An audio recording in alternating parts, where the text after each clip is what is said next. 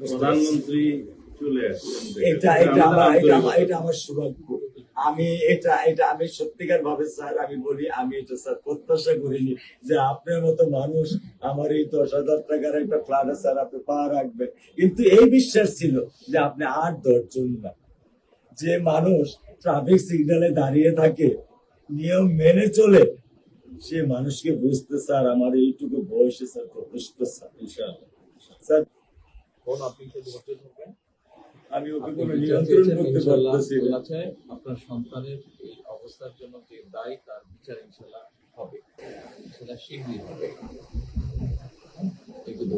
আর মালিক যে আল্লাহ তাআলা মালিক, ওনার কাছে সাহায্য, আমার কাছে সাহায্য চাও, আল্লাহ রহম করলে সব কিছু ঠিক হবে।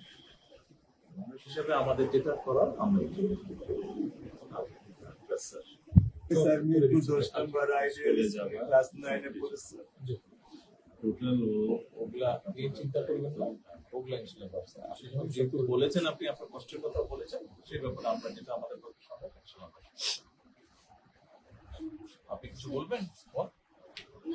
আমার স্বামী যেটাই বলছে যে আমার চাওয়া, স্যার আপনি আমাদেরকে একটু মেহরবানি করে আমাদের খেয়াল রাখবেন, মেহরবানি করে দেন। আমরা প্রথমে সবচেয়ে আগে যেটা এই মুহূর্তে আমরা করতে চাই সেটা হচ্ছে যে এই অন্যায়ের সাথে যে জড়িত তার বিচার আমরা আগে করতে চাই, তার বিচারের ব্যবস্থা আমরা আগে করতে চাই, এইটা আমরা আগে প্রথমে করতে চাই। আপনাদেরকে শক্ত থাকতে হবে, ধৈর্য ধরতে হবে, ওর দিকে তাকে শক্ত থাকতে হবে। এক সন্তান আল্লাহ নিয়ে গেছে, আরেক সন্তান আপনার কাছে আছে, ওর কথা মনে করে আপনাদের শক্ত থাকতে হবে, ওর দিকে তাকে। ঠিক আছে?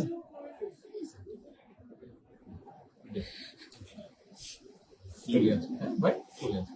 আচ্ছা, চলবো।